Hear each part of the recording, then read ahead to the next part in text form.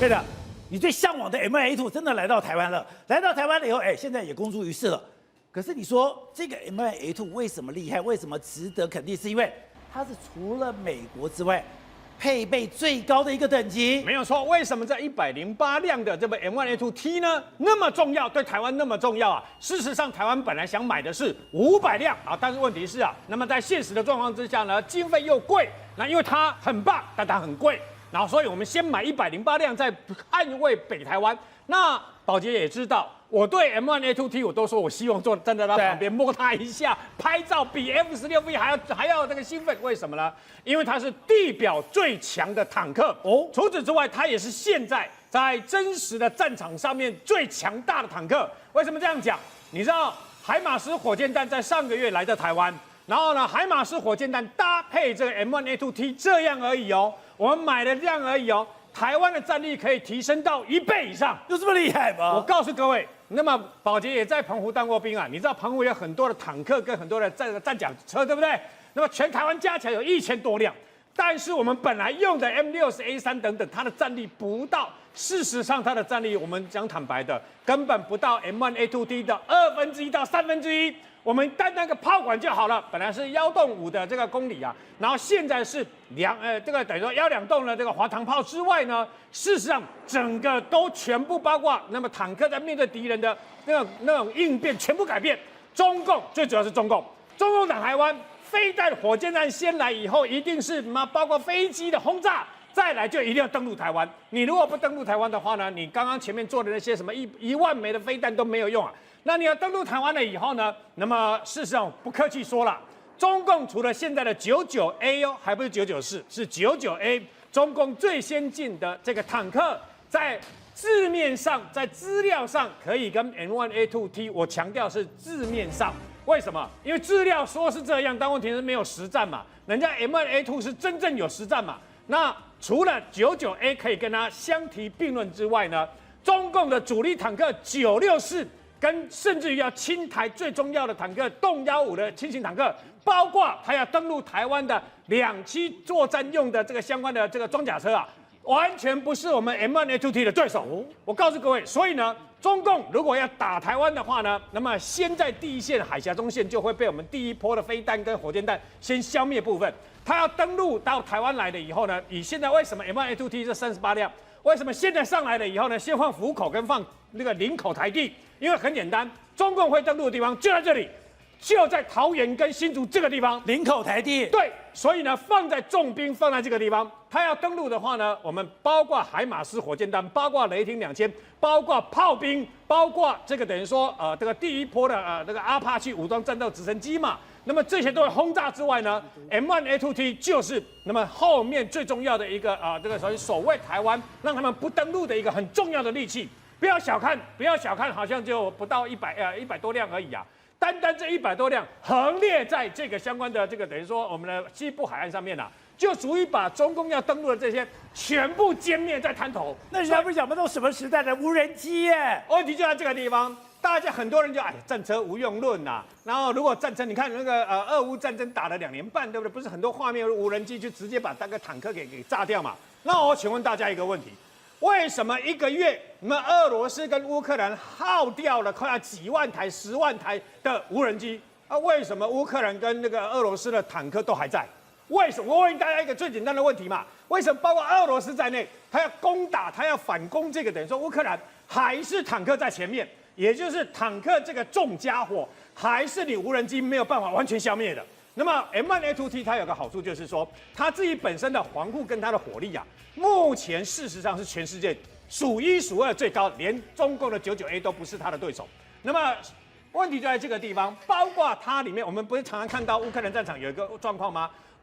包括用托式飞弹啊，包括用这个标枪飞弹，直接从头顶上的炮塔打下去就殉爆了嘛。那个就是那么在共产，尤其是俄罗斯，他们这种设计一个很大的问题。你知道 M1A2T 没有这个问题啊？没有。对，因为它炮弹放的位置跟它放的位置是不一样的。所以呢，包括你就算击中了你的穿甲弹，就算击中了 M1A2T 啊，就算好吧，你打到了这个打到了炮弹上方的这个等于说钢板好了，它会直接压力板把它给卸掉，把整个压力卸掉，这个是保护里面的保护坦克的这个里面的成员之外呢，还有保护坦克的继续作战的能力。这是24的，包括中共的这些坦克是没有办法比的。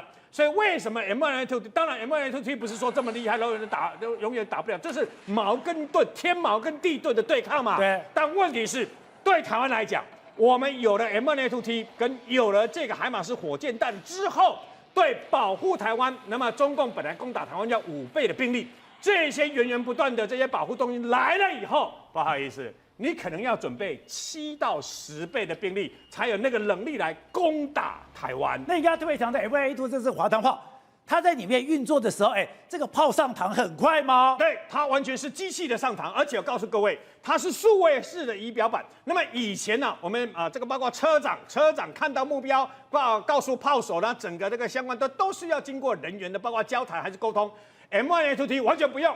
它是数位化的那个面板啊，一句话都不用讲，直接面板车长看到马上面板马上透过数位面板通知这个炮手，炮手在准备打的时候，车长也在搜寻其他的，源源不断的把其他的目标全部都放上去，360度对整个户外面的这个状况的这个等于说掌握，全部由数位化跟高速的这个电脑的设备来分析。这就是 M1A2T 是地表最强坦克的最主要原因。好，所以宇轩，另外一个就是《华尔街日报》做了一个非常长的这个影片，这个影片就是澳洲现在的美国驻军还有他自己的军队，竟然已经到2战以来的最高水准，而且很简单，我平均分配，然后剑指中国。对，没有说为什么会恢复到2战的水准，因为理由很简单。美国一直把澳洲视为一个最重要的一个锚点，叫做不成的航空母舰。什么意思？今天你不管在日本、在菲律宾，甚至是在台湾，甚至在邻近的地区，都是在中国它所谓的导弹的攻击范围之内。但是偏偏澳洲天高皇帝远，你打不到。所以美国呢，为了强化这种战备，等于说我在设第3个防火墙。除了第1岛链、第2岛链，我把澳洲也视为我的后勤的一个基地。他干嘛？他第一个，他把核能潜舰给调动到他的西岸，甚至在北部驻扎的地方呢，放了大量的我们讲的 B52，也就是6架的轰炸机在那边，随时可以进行长程打击。B52放这里，对，而且更可怕的是什么？来，他在我们讲的东方这边呢，他有说有所谓的战备物资、战备的单位，但你知道吗？他连战斧飞弹都调动过去了。战斧飞弹哦，各位就没那么复杂了啦。我今天潜艇在这边，我今天任何的舰艇、驱逐舰、飞弹舰在这边，我随时可以让我的战斧飞弹打到多少？2500公里。各位，2500公里有没有办法打到中国？当然可以嘛，它等于说我只要一发动，所以说它这等于是真的是一艘航空母舰，而且这个航空母舰还不是只有一台而已，它是整个舰队都在这边。所以当他们现在派了大量的人力呢去调动到这边，目的很简单，只有一个对象，只有一个标的，是谁？就是中国。他要因应中国而来，他所想定的是怎样的？就是说，包括我从南韩也是我的一个基地，与那国岛、西南诸岛这边呢也是我一个基地，加索纳基地。而我在美国呢，我们这往西岸这边呢，它是一整串一连的串联，也就是当我的第1岛链如果防线遭到突破的时候，我第2岛链可以补给，第3岛链可以补给，而我澳洲就是我最后源源不绝，相关的火力呢以及资源呢都可以在这边。所以你想想看哦，这是他们所画的。这是中国呢一路它的逐步的威胁图，而他们的判定是里面中国对这所谓的东南海的这个一带呢，想要尝试的霸权，它已经逐步的手往外延伸，所以变成是怎么样？澳洲这边可能也必须要达到我的战备标的，所以他们现在讲说，我们当然不希望跟他发动战争啊，对不对？但是呢，透过我们讲的伊拉克跟阿富汗的打苏联仗。战术现在已经不适用了。我们现在适用的方式呢，是透过这种方式放在澳洲这边，敌人根本没有办法掌握到的战场，甚至你知道吗？他们逐步在这边干嘛？开始扩建他们的空军基地，开始一个部件把整个澳洲打装成真的是一个四卫岛，当做航空母舰在部件。而现在美国所加派在这边，光是海军陆战队 Marine 的成员，我们也很喜欢讲说他们喜欢跳岛战术。不好意思，这个岛不用跳了，直接2000个人。就全部都放在澳洲这边哦，而且不只是美军在驻扎这边，他们为了要完成这种跳岛也好相关加油任务，甚至在那边驻守什么鱼鹰直升机。语音直升机放在这边，那你说放在这边没有用啊？他们开始建制的空军基地，就是包括它的加油、后勤、补给、油箱，甚至飞弹车，甚至相关的宿守，以及海军陆战队演训的场地，通通来，你看相对位置就懂了，全部都在澳洲这边，而中国就在这边，台湾在这边，菲律宾在这边，所以换言之，它等于是在大后方一直有一个永不坠落、永远不会沉没的一个澳洲作为它的后勤的一个基地，而上方它可以用美国跳岛的方式，包括我们讲的一下有这种夏威夷啊、关岛啊，甚至我们讲的到日本。就这样方式层层将中国封锁在里面，而确保在未来的战争里面呢，中国没办法越过雷池一步。而且刚才讲为什么要放 B-52在这个地方？